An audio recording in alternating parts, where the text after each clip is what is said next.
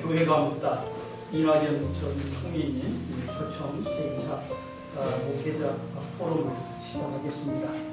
상황이 상황인 만큼 우리 목회자들 또 전국이 코로나19 때문에 어려움을 당하고 있는데 거리를 잘 유지하시고 마스크를 잘 써주시고 준칙을 지켜주시기를 부탁을 드리겠습니다. 이 목회자 포럼을 진행하게 하게 된 목적은 이제 매년 3월 달에 대통령 선거가 있습니다. 대통령 선거에 앞서서 우리나라를 책임질 대통령 후보자 되신 분들과 우리 교회, 특별히 목회자들, 신학자들이 한번 의견을 한번 나눠봤으면 좋겠다. 그래서 이런 자리를 갖게 됐습니다. 진행 방법은요, 지금까지 제가 목회자분들, 신학자들, 목회자분들도 이렇게 지역적으로 많이 이렇게 분산되어 있습니다. 서로 잘 모르신 분들이 다 거기서 앉아 계시는데요. 그래서 질문을 제가 카톡으로 받았는데 약 30여 개를 받았습니다. 그래서 30여 개의 질문을 오늘 다 논한다는 것은 날을 새는 일입니다. 그래서 서로 바쁘고 저희도 바쁘고 총리님께서 바쁘시기 때문에 여기에서 몇 개만 이렇게 제가 선별해서 통합해서 질문을 드리도록 그렇게 하겠습니다. 우리 이런 목회자들이고 신학자들이 모여 있습니다. 교파도 다르고 그러지만 우리 대중적인 행사에서 기독교적 의식을 하는 것이 좀 부담스럽습니다만 그래도 기도하고 시작을 하겠습니다. 한국어 신문 기사장으로 계시는 오덕주 목사님 잠깐 기도하시고 오늘 질의응답 시간 갖도록 하겠습니다. 기도드리겠습니다. 할렐루야. 아버지 하나님께 감사와 찬송을 드립니다. 이 좋은 날 이낙연 전 총리를 모시고 목회자 포럼할 수 있도록 인도하여 주신 감사함을 드립니다. 주님, 전 세계가 코로나 팬데믹으로 고통받는 중에 또한 대한민국도 어려움에 빠지게 되었고 그로 인하여 나라와 교회들이 또한 그 간격이 생겼음을 이 시간 고백합니다.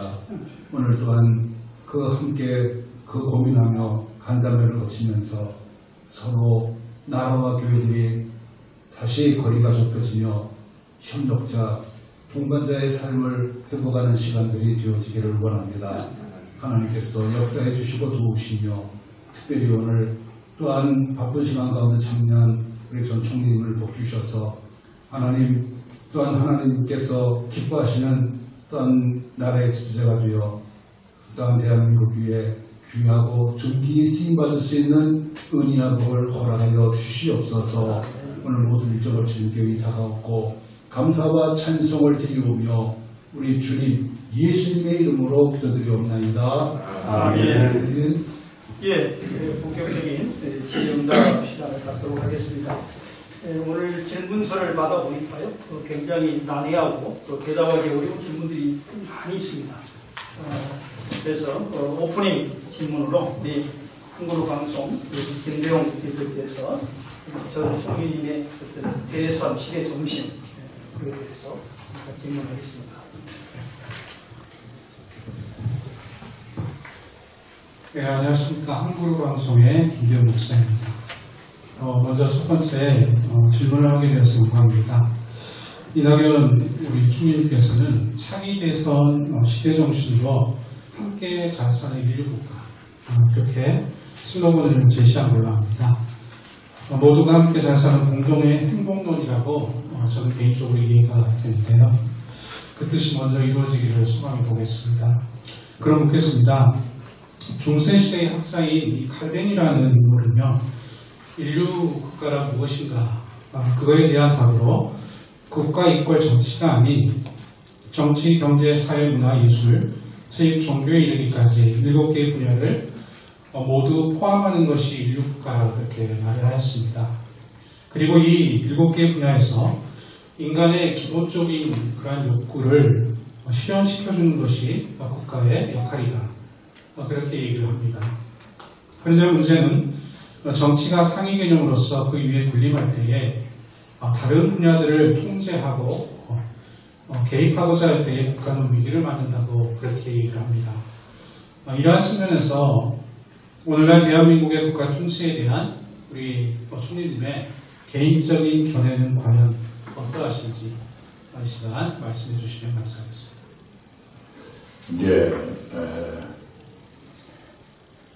지금 우리나라의 위상을 몇 가지 숫자로 말씀을 드리겠습니다.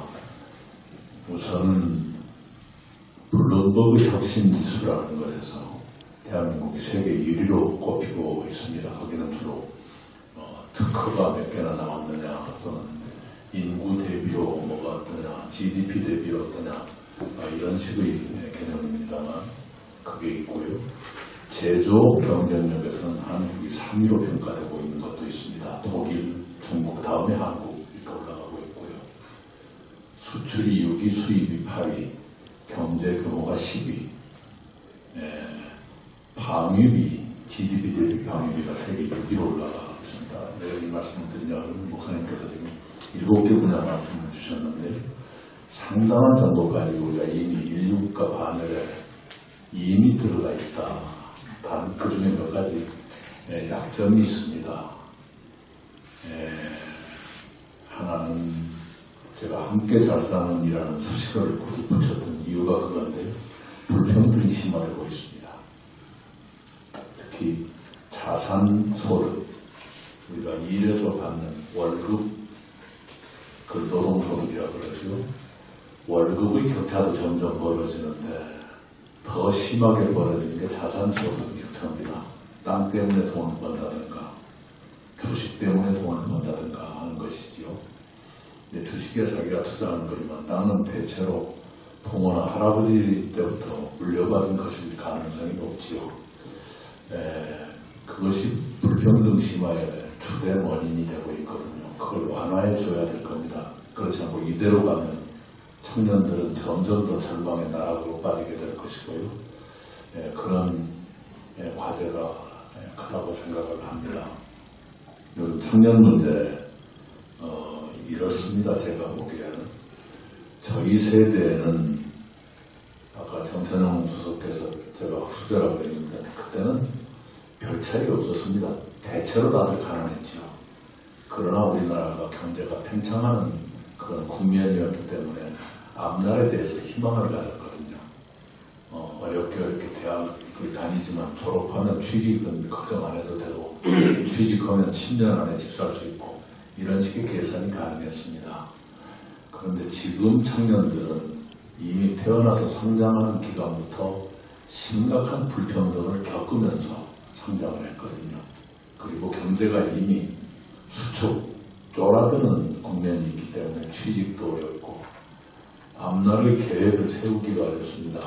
저축 10년에서 집 살 수 있을까? 아무도 그렇게 생각하지 못하고 그런 심각한 과제를 안고 있어요.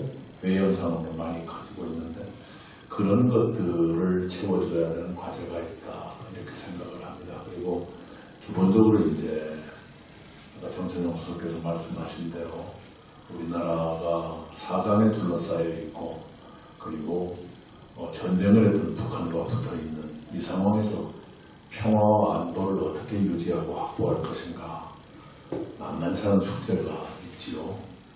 크게 보면 불평등 완화와 평화의 확보라는 큰 숙제가 있는데 그런 숙제를 해결해 간다면 나머지 요건들은 굉장히 빠른 속도로 대한민국이 커지고 있다. 이번에 G7에서도 거의 유일하게 초청을 받아서 어쩌면 미국 대통령보다 더 대접받는 그 정도까지 됐지 않습니까? 우리 국민들이 이룩한 큰 성취이지요. 그런 것은 발전시켜 가면서 그러나 우리가 안고 있는 치명적인 기저질환이라고 해야 될까요? 이것을 어떻게 영리하게 해결해 갈 것인가 이것이 큰 숙제다 이렇게 생각합니다. 감사합니다. 충분한 설명이 되신 줄 믿습니다. 이제 우리 목회자들, 신학자들이 보낸 질문 본격적으로 질문을 하도록 하겠습니다. 먼저 노영근 칼빈대학교 교수께서 질문하셨습니다. 공개념에 관한 질문인데 관련하게 질문하시고 총리님께서는 답해주시기 바랍니다. 네, 안녕하십니까. 노영근 교수입니다. 이낙연 전 총리께서 얼마 전에 주택 문제 해결에 대한 말씀을 언급하시면서 토지 국유화를 헌법에 명시해야 한다고 말씀하셨는데 제가 생각하기에 이는 공산주의로 가자는 의미인지요. 자유민주주의를 지향하는 대한민국의 정체성과 매우 다른 입장인 것 같은데 한국교회 및 기독교와도 같은 길을 걸어갈 수 없는 생각인 것 같습니다. 총리님의 설명을 부탁드립니다. 저는 토지 국유화를 한 번도 말해본 적이 없습니다. 사실의 정확한 파악에서 시작을 해야 토론이 가능하다고 생각합니다. 토지 공개념입니다. 우리 헌법도 이미 토지 공개념을 도입하고 있습니다. 재산에 대해서도 공공의 복리를 위해서는 제한할 수 있다. 이런 규정이 바로 토지 공개념입니다. 토지 공개념은 무에서 유를 갑자기 만드는 게 아니고 헌법에 있는데 그것을 어느 정도까지 우리가 받아들일 것이냐 정도의 문제이지 흙과 백의 문제가 아닙니다. 토지를 어떻게 국유화합니까? 국유화에 그런 생각을 해본 적도 없고 말한 적이 없습니다. 공개념입니다. 감사합니다. 네. 많은 오해들이 있는 것 같습니다. 네. 상당 감사드립니다. 네, 참고로 조금 말씀을 드리면요. 개인 토지의 97.6%가 소득 상위 10% 수준에 들어가 있습니다. 거기에서 수많은 불평등이 나옵니다. 그리고 기업들이 가지고 있는 토지가 지난 10년 사이에 4억 7천만 평, 거의 5억 평이 늘어났습니다. 그러니까 대한민국의 땅은 부자 10%하고 기업들이 다 가지고 갔다. 이런 얘기가 됩니다. 그래서 제가 생각하는 것은 쓰지 않는 토지, 집을 짓지도 않는데 택지라는 명목을 붙여서 누가 과다 소유하고 있다. 라든가 기업의 비업무용 토지, 업무용이 아닌 토지를 갖고 있다. 거기에 대해서는 좀 더 세금을 강화해도 된다. 그 세금 가지고 무주택자들 집 짓고 하는데 좀 도와주자. 그게 함께 잘 사는 인류국가로 가는 길이다. 그런 생각입니다. 지금도 토지에는 세금이 붙지요. 그런데 세금이 굉장히 약합니다. 그러다 보니까 아까 말씀드린 대로 대한민국 개인 소유 토지의 97.6%가 소득 상위 10% 수준에 들어가 있는 게 이게 정상이라고 생각하십니까? 국유화하자는 것이 아닙니다. 많이 가졌으면 세금을 좀 더 내서 없는 사람들 좀 돕자. 집도 절도 없는 사람들한테 좀 더 돕자.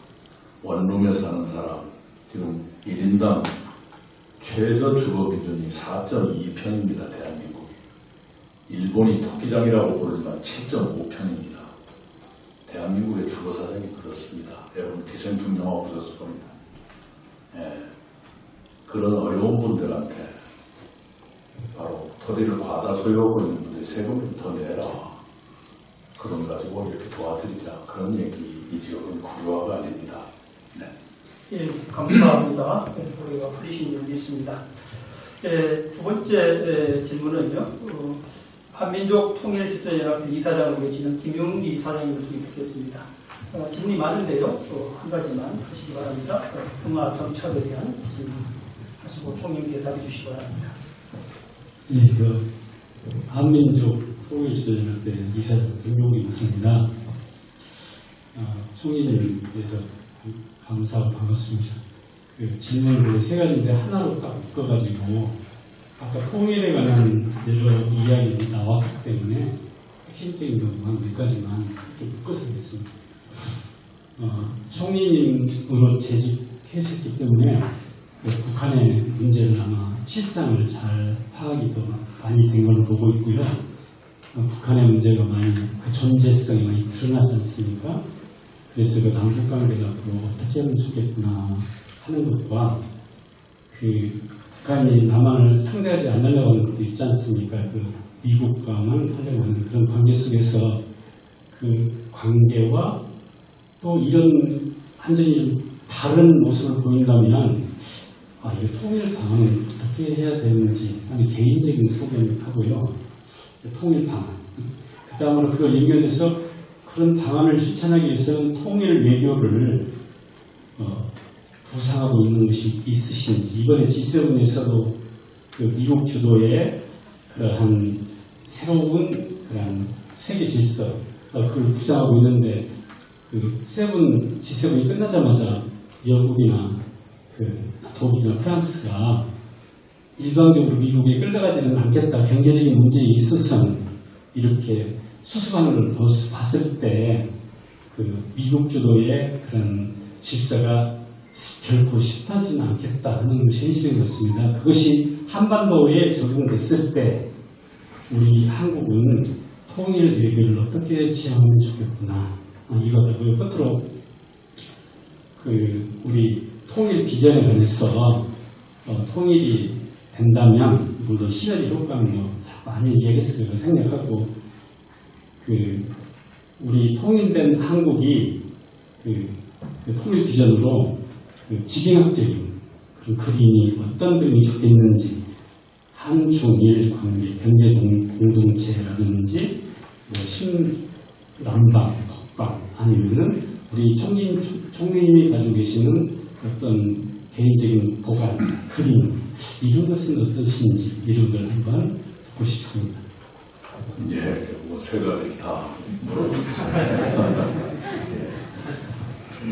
우선은 제가 정치하는 기간 동안 그 목표를 통일에 두지 않고 있습니다. 그런 목표가 뭐냐? 통일 상태. 예, 미국 정치인들이 통일 상태는 뭐고 통일은 뭐냐 이렇게 물어보세요. 제가 이렇게 비유를 했습니다. 결혼과 결혼 상태가 다른 것처럼 통일과 통일 상태도 다를 수 있다. 결혼이라면 호적에 혼인신고도 해야 되고 여러 가지 법적인 게 따르지만 결혼 상태는 혼인신고 않고도 결혼 상태가 될 수가 있지 않습니까? 한 집에 동거를 한다든가 한 집에 안 살더라도 언제든지 왔다 갔다 한다든가 단계에 따라서 진척이 되겠지요. 그것을 일단 목표로 두고 있습니다. 그것도 당장 이루어지지 않겠지만 교류협력 그리고 상호 의존적 관계로 가는 것 이게 제일 중요하겠지요. 서양 사람들이 흔히 말합니다. 빵이 국경을 넘으면 총알이 넘지 않는다. 빵이 넘지 못할 때 총알이 넘는다. 네, 경제적인 상호 보완 관계가 평화를 확보하는 수단이다. 그런 얘기이지요. 네, 우리는 지금은 빵이 넘나드는 그런 상태를 빨리 만들어 놓은 것이 좋다고 생각합니다. 그리고 미중 관계가 많이 변하고 있죠. 그리고 일본은 과거에 저희가 알던 그 일본에서 많이 쇠락하고 있습니다.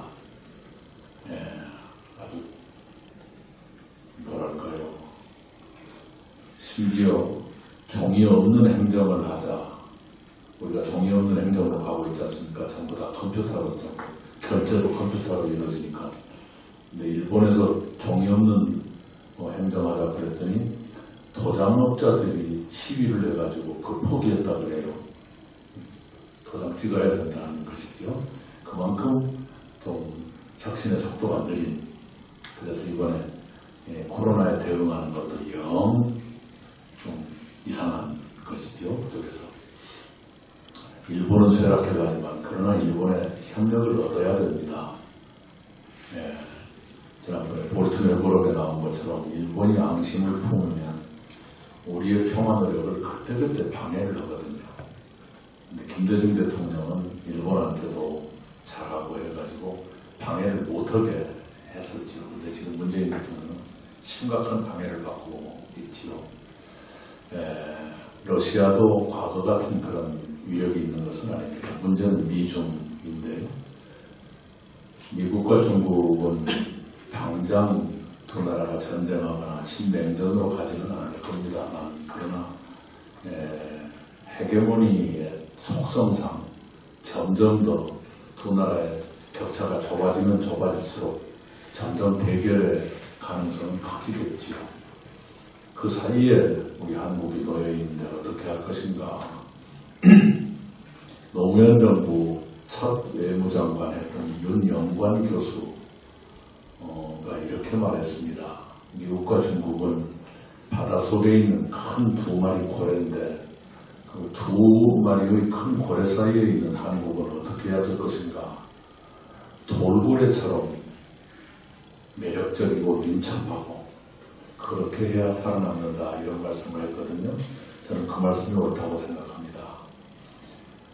구체적으로는 김대중 대통령이 좋은 사례를 보여주었어요. 김대중 대통령 시대에는 중국이 지금만큼 커지지 않았었죠. 네. 2000년에 남북정상회담을 처음 하시기 전에 클린턴을 몇 번 만나가지고 이미 클린턴을 설득했습니다. 그래서 클린턴 대통령 입에서 앞으로 김 대통령이 운전대에 앉으십시오 하는 말을 클린턴이 했거든요.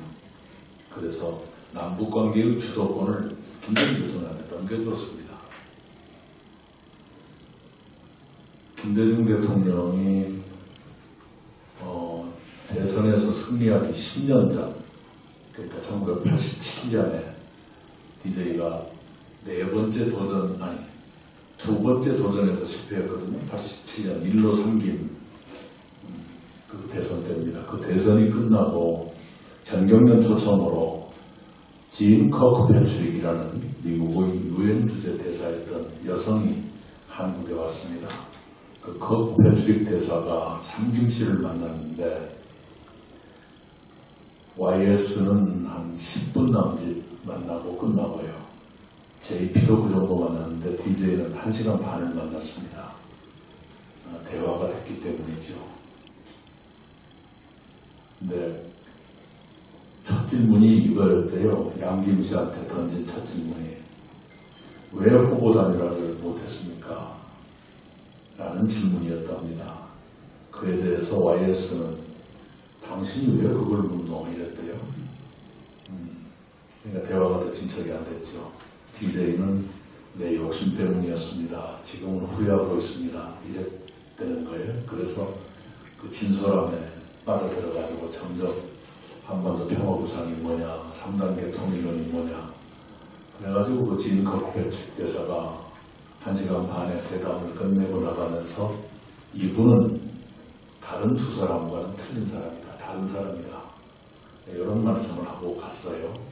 근데 그 진 커크 패트릭이 네오콘의 데모라고 불립니다. 미국의 신보수주의자들의 원조인데 여성이라서 데모라고 불렸던 그 네오콘의 데모를 DJ가 설득을 했는데요. 현직 대통령으로서 설득한 게 아니라 언제 대통령이 될지도 모르는 두 번째 낙선한 사람, 그것도 3등으로 떨어진 사람으로서 설득을 했거든요. 그런 지도자가 나와야 한다고 생각합니다. 미국을 설득할 수 있어야 됩니다. 그래서 미국 대통령한테 운전대 당신이 아니죠. 이 말 정도를 들어야지요. 그리고 그때 2000년에 정상회담을 6월 13일부터 하지 않습니까? 그런데 벌써 5월 하순에 미일 중러 4개국에 정상회담 설명반을 보냅니다. 미리 설명을 해라. 그래야 서운치 않거든요. 그래야 방해를 안 봐요. 그때 제가 초선의원 당선자였습니다.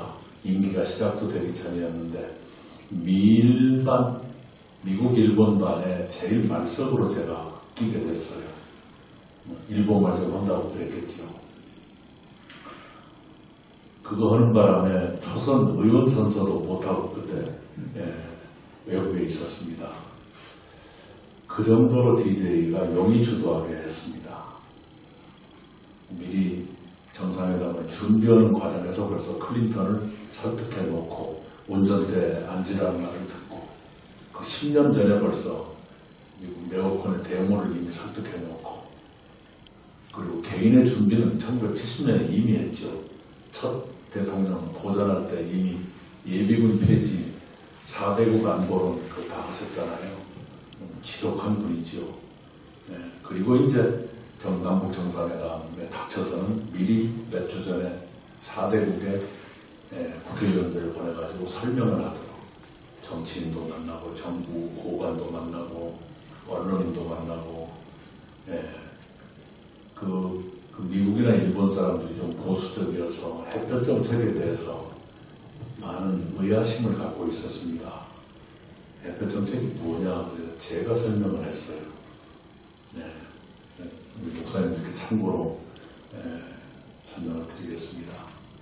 사자성어, 4가지 사자성어, 그러니까 사사신루, 한문 16개 가지고 설명을 했습니다. 1번이 선이후난, 쉬운 것을 먼저 하고 어려운 것을 나중에 한다. 2번째가 선민후관, 민간이 먼저 하고 관이 뒤에 나중에 한다. 3번째가 선경후정, 경제를 먼저 하고 정치를 나중에 한다. 맨 마지막 것이 재밌습니다. 선공후득, 기브앤테이크라고 하지만 먼저 주고 나중에 받겠다. 제공한다는 공짜에 얻을 득자를 계속 선후로 나가거든요. 선이후난, 선민후관, 선경후정, 선공후득, 이 4가지가 햇볕 정책이다. 무슨 북한한테 무슨 다주고 그런 게 아니다. 그랬더니 이해를 하더라고요. 그런 일이 있었습니다. 그런 경험을 참고로 할 필요가 있다고 생각합니다. 예, 감사합니다. 시간이 많지 않기 때문에 질문 있으신 분은 식사 시간에 계속 할 수 있겠습니다. 예. 참고로요, 이번에 한미 정상회담이 꽤 의미 있게 됐는데요. 미국과 중국 사이에 있으니까 꼭 양자택일을 해야 될 것 같이 우리가 느끼지 않습니까? 그런데 바이든 대통령이 트럼프보다는 확실히 지혜로운 분이셔서 우리가 말하기도 전에 바이든 대통령이 먼저 말했거든요. 쿼드에 한국은 가입하지 않아도 좋다 이렇게 말을 했어요.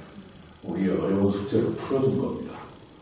쿼드가 넷이라는 뜻인데 네 4개국 이미 돼 있지 않냐. 미국, 일본, 호주, 인도 그럼 됐지. 그렇게 바이든 대통령이 풀어줬습니다. 그러면서 블링컨 국무장관은 이렇게 말했습니다. 한중 관계의 특수성을 이해한다. 그러니까 우리 한미동맹으로 주먹을 꽉 쥐어서 우리로 올가매는 것이 아니라 이렇게 느슨하게 잡으려고 하는 그런 것 같아요. 그것이 우리에게는 기회일 수 있겠다. 여유가 아니라 우리 나름의 재량을 가지고 미국도 설득하고 중국의 신뢰를 얻어가면서 평화 프로세스를 진척할 수 있겠다. 이렇게 생각합니다. 감사합니다. 이제 본격적으로 이제 기독교와 교회에 관련된 질문을 여쭤보겠습니다. 제가 나눠드린 의학 자료에 3번과 5번을 같이 묶어서 하겠습니다. 3번의 문제는 국가 발전을 위한 그 역할, 그리고 그 목회자 의견을 들을 수 있는 소통 기구 쪽에 질문이 왔는데요. 첫 번째 최영웅 목사님하고 그리고 천세봉 목사님께서 이어서 질문해 주시기 바랍니다.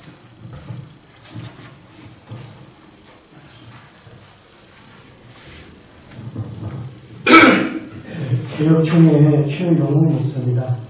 바쁘신 일정에도 이렇게 시간을 내주신 주님께 감사를 드립니다. 유물과 같이 우리 한국교회가 국가 미래 발전을 위해서 많은 역할을 지금 감당하고 있다고 자부하고 있습니다.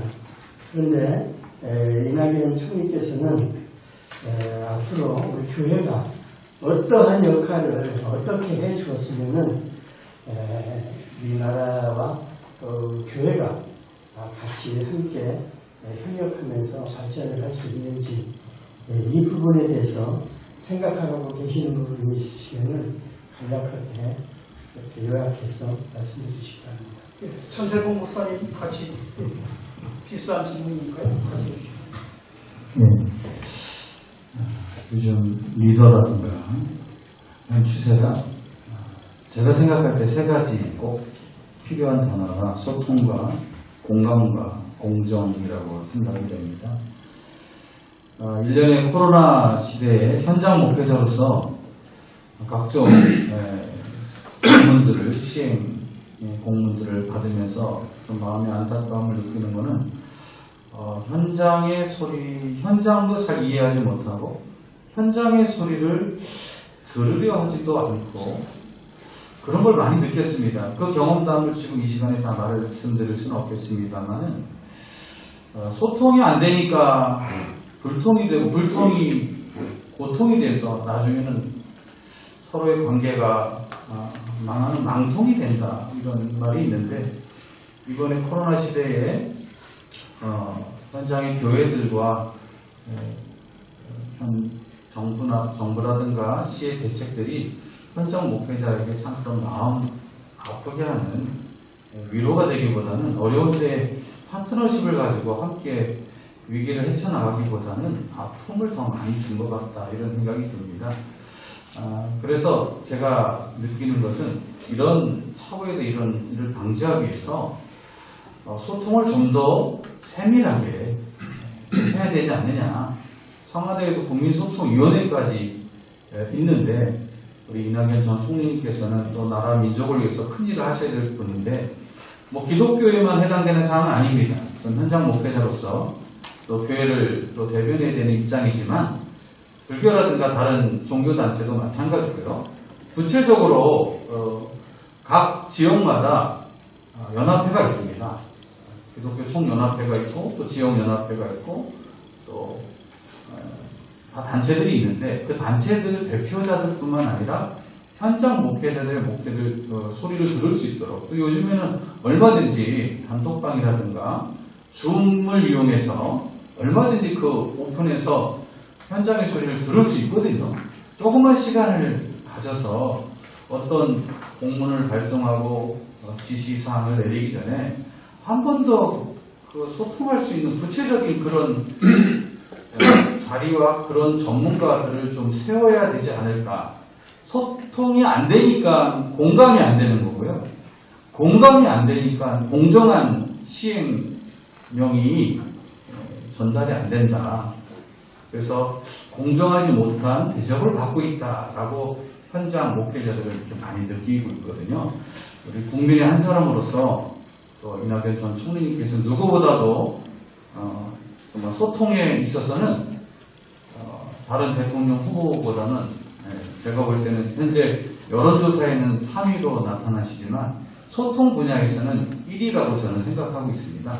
하지만 총리님께서 가지고 계신 이 소통의 그 마인드가 실제로 현장에 전달되기까지는 그 많은 또 과정을 거쳐야 되거든요.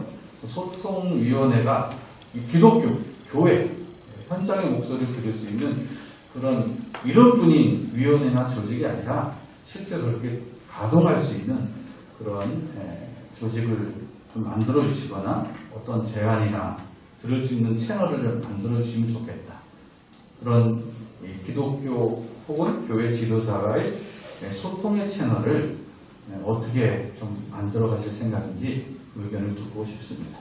우선은 이번에 코로나 위기 속에서 우리 한국 교회들은 큰 일을 해주셨습니다. 목회가 제약을 받고 때론 모멸감을 느끼신 경우도 있었을 겁니다만 모멸감을 드린 것은 정말 잘못한 것이고요. 그러나 그런 속에서도 방역에 협조하시고 중소교회들은 그 사활적인 어려움까지도 겪으시면서도 방역에 협조하시고 이런 코로나 상황이 안정되도록까지 도와주신 것 정말 감사드려야 한다고 생각하고요. 바로 그것이 정부가 해주신 일이라고 생각합니다. 우리 국민들께 가장 절박한 문제에서 지도적 역할을 해주시는 것, 또 국민들의 마음을 한쪽으로 모아주시는 것, 이것이야말로 종교가 정부나 국회보다 더 잘하실 수 있는 일이고 가장 소중한 일이라 생각합니다. 앞으로도 그런 역할을 해주시기를 기대하고요. 단지 아까 말씀드린 대로 교회 무슨 구청 직원이 가서 위협적으로 뭘 했다든가 그건 정말 잘못한 일입니다. 제가 사과드립니다. 소통은 이렇게 하는 게 옳을 겁니다. 지금도 소통의 창구는 있지요. 문화관광부에 종무실도 있고요. 그 종무실이 각 종파별로 담당자도 있고 늘 만나곤 하는데 우리 종교 지도자들께서 그것으로 만족하지는 않으실 겁니다. 지금 대통령께서는 그것도 자주는 아니지만 그나마 여러 종교의 지도자들을 한자리에 모시고 점심 잡수고 헤어지는 그 정도로 하고 계시거든요. 그거 가지고는 소통을 했다는 실감이 덜 나실 거예요. 그리고 여러 종교의 지도자들이 모이시면 한두 마디 말씀하시고 헤어지고 그렇게 될 겁니다. 그래서 종교 지도자들을 함께 만나시는 것은 그것대로 하더라도 종교별 대화 같은 것은 가질 필요가 있겠다.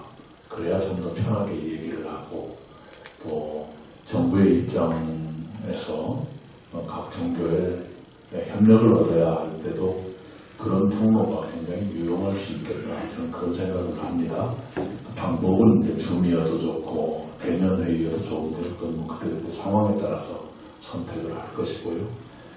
그러다 보면 이제 굉장히 시간을 많이 써야 되는데 그런다 하더라도 종교 지도자들 한꺼번에 모시는 것과 병행해서 종교별 대화를 대통령이 직접 하는 것이 효과적이다.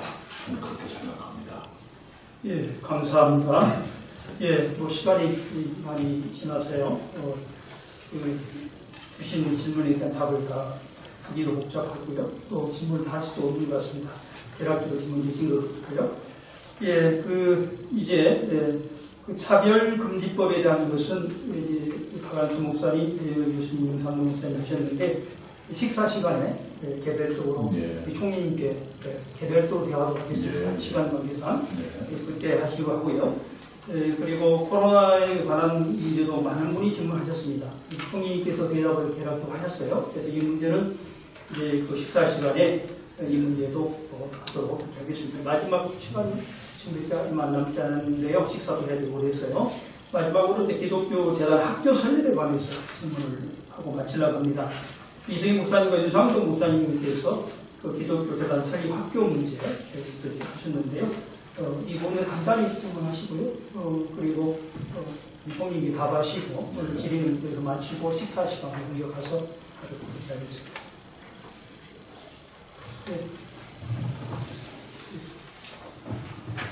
네, 이승희 목사입니다.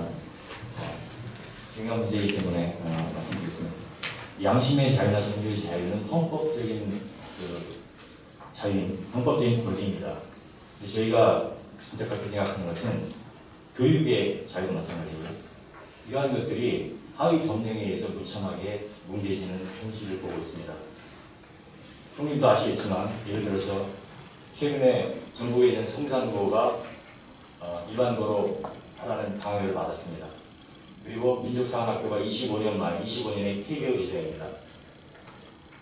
기독교재단도 마찬가지인데 어떤 사람들이 교육 목적과 이념을 가지고 영재를 기원하기 위해서 인재를 기원하기 위해서 교육기관을 세웠는데 정부가 이 모든 것들을 다 무시하고 교과과정, 학생 선발, 교수 선발권에 관여하면서 결국에는 이 교육의 자율성을 다 허물고 있다고 생각합니다. 또 모순되는 것은 민주당에 있는 수많은 교육감들이 자기 자녀들은 특목고에 보내고 전형적인 사다리 체계와 위선의 모습을 보이고 있습니다.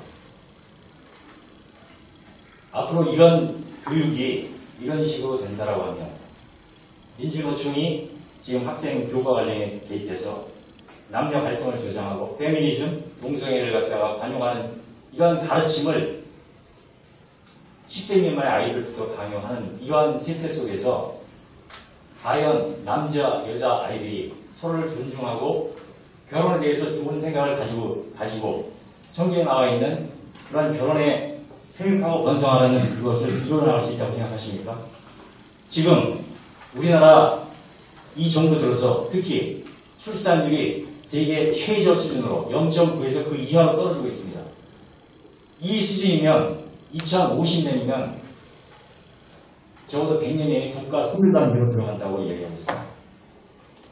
저희 목회자들이 느끼는 이 교육에 대한 이 침해는 신학대학은 물론이고 신학대학에서조차 학생 선발을 할 수가 없다라고 하면 도대체 이 나라가 저 북한에 있는 그와 무엇이 다른 것인지 모르겠습니다. 제가 과학하게 요청한다면 차제에 교육부를 폐지하는 것이 교육의 창의성과 다양성을 할 수 있는 유일한 방법이고, 그리고 교과과정, 특히 말도 안 되는 이 어린아이들한테 부모가 가지고 있지 않은 가치관, 양심을 갖다 강요하는 이런 교육들은 즉각 중단되어야 될 것이라고 생각합니다. 그래서 결론적으로 사립학교법은 자율성과 이것을 보장하는 방식으로 개정되어야 될 거라고 생각을 하는데, 여기에 대한 생각을 말씀해 주시고, 교육부가 비례해져가지고 지금 전관들을 채우고 총장으로 나가는 서남대학교 같은 경우에는 벌써 문 닫아도 되는 그런 학교들이 공무원들의 일자리 수준으로 전락해서 이것은 완전히 이권 집단화가 되어버리는 상태가 되어버렸습니다. 교육부를 폐지할 용은 없으십니까? 교육에 관한 목사님 어떻게 보완 싶은지 간단하게 해주세요. 시간이. 연일 수고가 많으십니다. 일산교회 윤상덕 목사입니다. 우리 목사님께서 질문해 주신 것에 이어서 겹치지 않는 선에서 말씀드리겠습니다. 기독교 대학에서 체프를 다른 시간으로 대체하라는 권고가 있는 것으로 아는데, 기독교 대학은 기독교라고 하는 정신을 가지고 있습니다. 지금 자유라고 하는 그 가치가 우리 정부와 현재 많이 존중되고 있는가 하는 생각을 가지게 되는데요. 예를 들면 동성애는 후에 언급하기로 하더라도 총신대학교 기독교 목사를 길러내는 학교에서 동성애 문제를 성경이 가르치는 대로 죄로 언급할 수 없게 한다면 과연 이것이 교육의 자유, 양심의 자유, 심지어 피의자까지도 자신에게 불리한 진술을 하지 않아도 되는 것으로 헌법은 조항을 두고 있는데, 과연 우리는 이 일에 있어서 자유를 존중받고 있는가? 남들을 모욕하는 것이 아니라 우리의 가치를 지켜나갈 수 있게 해주시는가 하는 생각을 합니다. 우리 총리님께서 우분투라는 단어를 사용하셔서 참 많이 공감한 적이 있는데, 그 우분투의 정신이 기독교 교육에서도 이어질 수 있게 도와주시면 감사하겠습니다. 좀 해주시죠.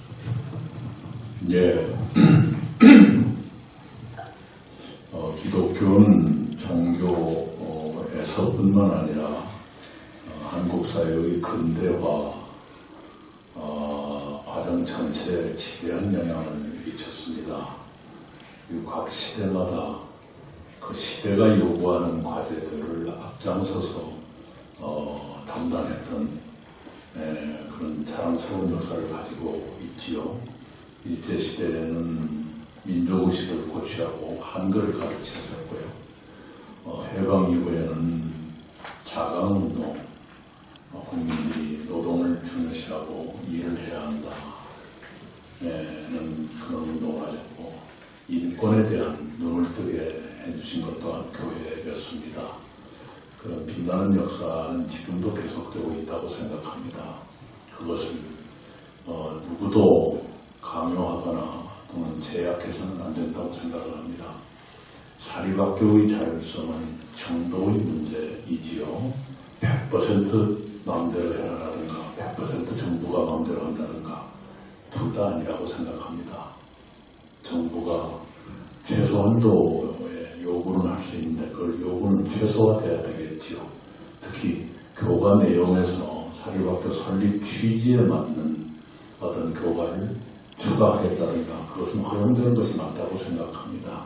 그래야 그 건학 인형이 투영이 될 것이고, 세상에 어떤 학교가 아이들을 망치려고 세우는 학교가 어디 있겠습니까? 그런 점에서는 좀 더 자율성을 넓혀드리는 것이 옳겠다라고 생각을 합니다. 그러시고 아까 성실대학 거는 제가 잘 모르겠습니다만 성실대학 나름의 판단이나 뭐가 있지 않을까 생각을 합니다. 어떤 일인지 좀 나중에 알아보겠습니다. 그런 문제는 그냥 흑이냐 백이냐의 문제가 아니라 지혜롭게 특히 교육의 내용에 관해서는 좀 더 건학 이념에 충실할 수 있도록 허용해드리고 열어드리는 것이 당연히 옳다 이렇게 생각을 합니다. 예, 감사합니다. 예, 한정된 시간 때문에 목사님들이 보내주신 한 30여 개 가까운 질문을 다 드릴 수 없었습니다. 요약해서 드렸고요. 미처 하지 못하신 부분은 점심때를 이용해서 하시면 될 것 같고요. 특별히 이제 제출하신 질문은 저희들이 책으로 만들어서 이낙연 총리님 쪽에서 답을 주시는 그 답을 책으로 만들어서 전 우리에게 배포할 생각입니다. 좀 껄끄러운 질문에도 불구하고 성실하게 답해 주시면 이렇게 감사를 드립니다. 예. 그리고 그 점심 시간 때까지 좋은 교제 주시기를 바라고요. 특별히 차별금지법 박한수 목사님, 배정현 교수님, 윤상근 목사님 질문은 식사 시간에 직접 하도록 그렇게 하겠습니다. 아마 코로나에 대해서도 하실 이야기가 많을 텐데 그렇게 해주시고요. 그 외의 질문도 그렇게 하도록 하겠습니다. 너무 감사를 드립니다. 그리고 이 공부신문 이사 이상균 목사님 기도하시고 이 모임 마치고요. 마친 뒤에 기념촬영하고 점심 식사 시간에 식당으로 이동하도록 하겠습니다. 네, 잠깐 기도해 주시죠. 네, 기도하겠습니다. 이낙연 전 총리 초청 제1차 목회자 포럼이 하나님의 은혜 가운데 잘 마치게 해주시니 감사합니다. 특별히 이낙연 전 총리의 앞길을 하나님께서 지켜주시고 정말 하나님 위해 모든 게 잘 될 수 있도록 도와주시옵소서. 또 오늘 식사를 대접하는 영혼 위에 주의 놀라운 역사가 넘치게 하여 주시고 오늘 목사님들 가는 발걸음 위에 주께서 함께하여 주시옵소서. 예수님의 이름으로 기도드립니다. 네, 너무 감사합니다.